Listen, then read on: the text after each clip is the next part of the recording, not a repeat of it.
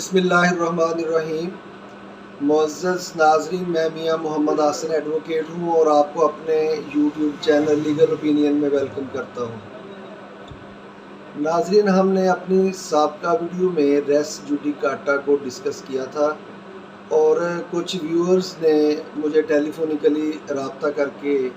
کہا کہ ریس جوڈیکاٹا کی جو ایک قسم ہے کنسٹرکٹیو ریس جوڈیکاٹا، اس کو ذرا ایکسپلین کر دیں، اس پہ ایک علیحدہ طور پر ویڈیو بنا دیں۔ تو آپ کے حکم کی تعمیل کرتے ہوئے آج کا جو ہمارا ٹاپک ہے وہ ہے کنسٹرکٹیو ریس جوڈیکاٹا۔ کنسٹرکٹیو ریس جوڈیکاٹا کی تعریف جو ہے وہ اس طرح کی گئی ہے: any matter which might and ought to have been made ground of defense or attack in such former suit shall be deemed to have been a matter directly and substantially in issue in such suit۔ یعنی اس کا مقصد یہ ہوا کہ ایک ایسا issue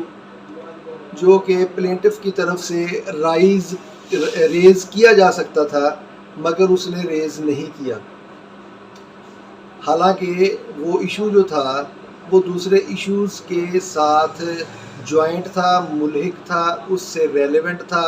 جب ایک معاملہ جو ہے اس کو کورٹ میں لے کر جایا جاتا ہے تو پھر توقع یہ رکھی جاتی ہے کہ اس کو ایز اے ہول ڈسکس کیا جائے، نہ کہ اس کو پارٹس میں ڈسکس کیا جائے۔ اور جب پلینٹف کوئی معاملہ کورٹ میں لے کر جائے گا اور اس پورے میٹر کے متعلق بالفرض 5 ایشو بنتے ہیں، اور اگر اس نے 4 ایشوز تو ریز کر دیے، باقی ایک ایشو جو تھا وہ اس کو ریز نہیں کیا، تو بعد میں اس پر فیصلہ ہو گیا اس معاملے پر، یا پھر ڈیفینڈنٹ جو ایشوز ریز ہوئے تھے ان پر آبجیکشن کر سکتا تھا، اور اس نے کسی ایشو پر آبجیکشن نہ کیا اور معاملہ ڈیسائیڈ ہو گیا، دونوں صورتوں میں پھر وہ کیس دوبارہ دائر نہیں ہو سکے گا جس ایشو پر فیصلہ نہیں ہوا، یا وہ ایشو جو ریز کیا جا سکتا تھا مگر نہیں کیا گیا،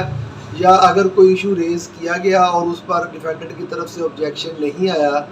تو پھر یہ سمجھا جائے گا کہ وہ ایشو ہرڈ ہو چکا اور ڈیسائیڈ ہو چکا۔ اس لیے کہتے ہیں کہ جو گراؤنڈ آف اٹیک اور گراؤنڈ آف ڈیفنس جو ہے اس کو سوچ سمجھ کر لینا چاہیے۔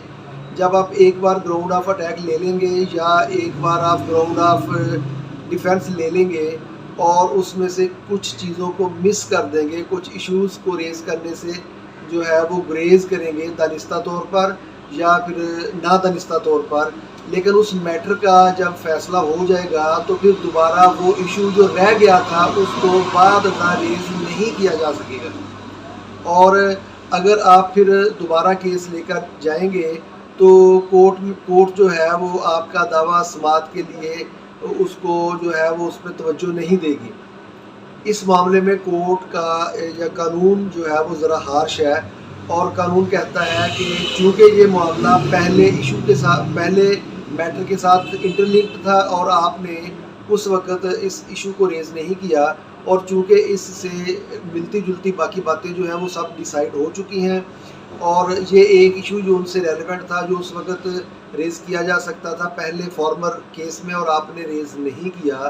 تو یہ سمجھا جائے گا کہ وہ ہرڈ ہو چکا اور ڈیسائیڈ ہو چکا۔ یعنی ہم اس کے بارے میں یہ کہہ سکتے ہیں کہ ایک ایسا ایشو جو ایک پارٹی ریز کر سکتی تھی اور اس نے نہیں کیا، اور یا پھر اس نے ریز کیا اور پلینٹف نے اس کی ڈیفینڈنٹ نے اس پر کوئی آبجیکشن ریز نہیں کیا، اور وہ میٹر جو ٹوٹلی یا کمپلیٹلی وہ میٹر تھا وہ ڈیسائیڈ ہو گیا، لیکن وہ والا ایشو جو تھا وہ رہ گیا یا اس کا ایک پارٹ رہ گیا جس کو دونوں فریقین نے یا تو انہوں نے ریز ہی نہیں کیا یا دوسرے نے اس پر آبجیکشن نہیں کیا، تو پھر ان کو دوبارہ موقع نہیں دیا جائے گا کہ وہ نیا دعویٰ دائر کریں اور نیا دعویٰ دائر کر کے اس ایشو کو نئے سرے سے ڈیسائیڈ کروائیں۔ اب اس معاملے کو ہم ایک ایگزامپل سے ڈسکس کر لیتے ہیں تاکہ سمجھنے میں آسانی ہوگی۔ فار ایگزامپل، اے ایک دعویٰ دائر کرتا ہے بی کے خلاف،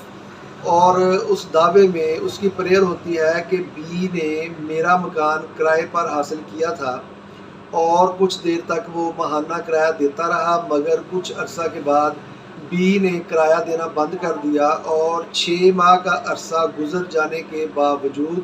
نہ تو بی نے ان 6 ماہ کا کرایہ دیا اور نہ ہی وہ گھر خالی کرنے کے لیے تیار ہے۔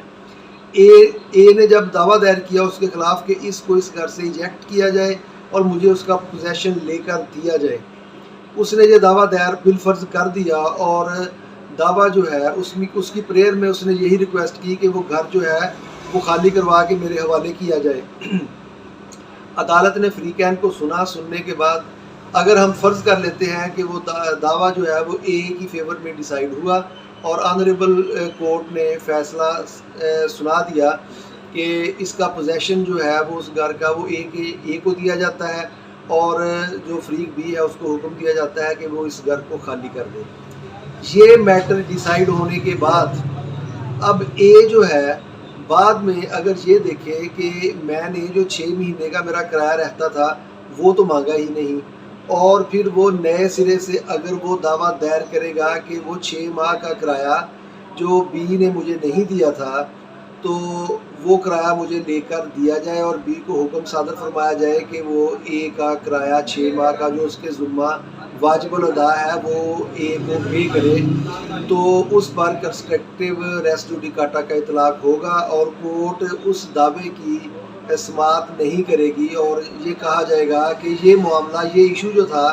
جب ڈسپوزیس اس کو بی کو کرنے کے لیے دعویٰ دائر کیا گیا تھا، اس وقت 6 ماہ کا جو کرایہ اس کے ذمہ واجب الادا تھا اس ایشو کو بھی ریز کیا جا سکتا تھا، اور اگر اے نے وہ ایشو ریز نہیں کیا، دانستہ طور پر نہیں کیا یا نادانستہ طور پر نہیں کیا یا اس سے بھول چوک میں رہ گیا، تو اب وہ نئے سرے سے یہ دعویٰ دائر کرنے کے بعد اس کا فیصلہ نہیں کروا سکتا، اور اس معاملے میں کورٹ جو ہے وہ ڈیسائیڈ کرے گی کہ اس پر چونکہ ریس جوڈیکاٹا جو کنسٹرکٹیو ریس جوڈیکاٹا ہے اس کا اطلاق پایا جاتا ہے، لہٰذا اب اے کرائے والے معاملے کو دوبارہ نئے سرے سے نہیں کھول سکتا اور اس کی بابت نیا ڈیسیجن نہیں کیا جا سکتا۔ تو اس طرح یہ اگزامپل جو ہے میرے خیال میں اس سے یہ معاملہ جو ہے وہ کافی حد تک کلیئر ہو چکا ہوگا، اور یہ ہماری آج کی جو ڈسکشن ہے اس کو کنسٹرکٹیو ریس جوڈیکاٹا کہا جاتا ہے۔ ریس جوڈیکاٹا کی یہ ایک قسم ہے، تو میرے خیال میں اس ٹاپک کی بابت جو کنسٹرکٹیو ریس جوڈیکاٹا ہے اس کی بابت کلیئرٹی آپ کے مائنڈ میں آ چکی ہوگی، اور اگر پھر بھی اس کے بارے میں کوئی کوئری ہے تو آپ نیچے دیے گئے کمنٹ سیکشن میں بھیج کر اس کا جواب مجھ سے لے سکتے ہیں۔ تو آج کے لیے اتنا ہی کافی ہے، آئندہ پھر نیکسٹ ٹاپک کے ساتھ آپ کی خدمت میں حاضر ہوں گے۔ اس وقت تک کے لیے اجازت، اللہ تعالیٰ میرا اور آپ کا حامی و ناصر ہو۔ السلام۔